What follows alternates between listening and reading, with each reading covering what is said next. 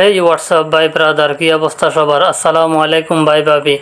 Like দেন তাড়াতাড়ি, সাথে একটু সাবস্ক্রাইব করে দিয়েন, আর ভিডিওটা যদি ভালো লাগে তাহলে শেয়ার করে দিয়েন। তো আপনাদেরকে বলছিলাম আমার লাস্ট ভিডিওতে আমি খুলনাতে চলে আসছি ঢাকা থেকে। তো অবশেষে এখন খুলনা থেকে যাওয়ার পালা। খুলনা থেকে এখন চলে যাব হচ্ছে বরিশাল। তো জাহাজগুলো কীভাবে লোড হচ্ছে আর কিভাবে আনলোড হচ্ছে সেই বিষয়টা আপনাদের সাথে একটু শেয়ার করব।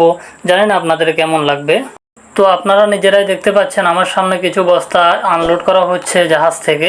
এগুলো মনে করেন সরকারি গুদামের ভিতরে ঢুকাবে, আর গুদামও দেখতে পাবেন আপনারা এখানে খুলনাতে মানিকতলা অনেক বিশাল একটা বড় গুদাম, যেখান থেকে মনে করেন এই গমগুলার চারিদিকে দেশের সব জায়গাতে পৌঁছায় যায়। তো আমি চলে যাচ্ছি আপনাদেরকে গুদামটা দেখাইতে।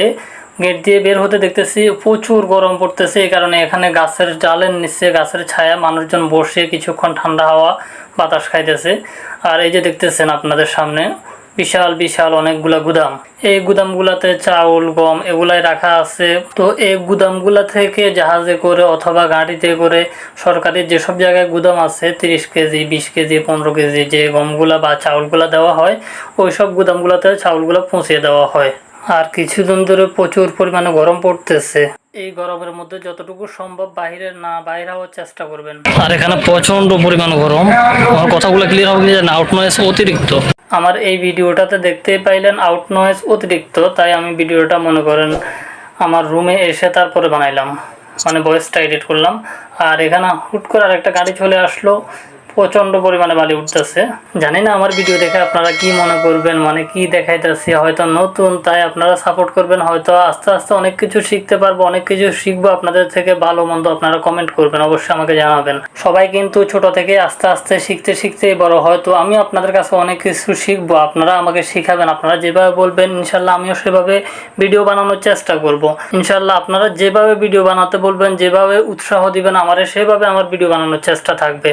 আর আপনারা কমেন্ট করে জানাবেন যে আমি উপরের যে দৃশ্যগুলো এগুলো ভিডিও করব, নাকি নদীতে সবসময় থাকা হয়, নদীর যে মাঝপথে দৃশ্য যেগুলো আছে এগুলো ভিডিও করবো, সেটাও আপনারা অবশ্যই কমেন্ট করে জানাবেন। সবাই দোয়া করবেন যেন ভালো ভালো ভিডিও দিতে পারি। সূর্য মামা যেভাবে তাকাইছে, গরমের জন্য তাকানো যাইতেছে না মোবাইলের দিকে পর্যন্ত। টোটালি এত পরিমাণ গরম বলার মতো না বা সহ্য করার মতোই না। আপনারা কে কোথায় থেকে আমার ভিডিওগুলো দেখতেছেন অবশ্যই কমেন্ট করে জানাবেন। আর খুব শীঘ্রই আমরা আসতেছি বরিশাল বানারীপাড়া ইনশাল্লাহ।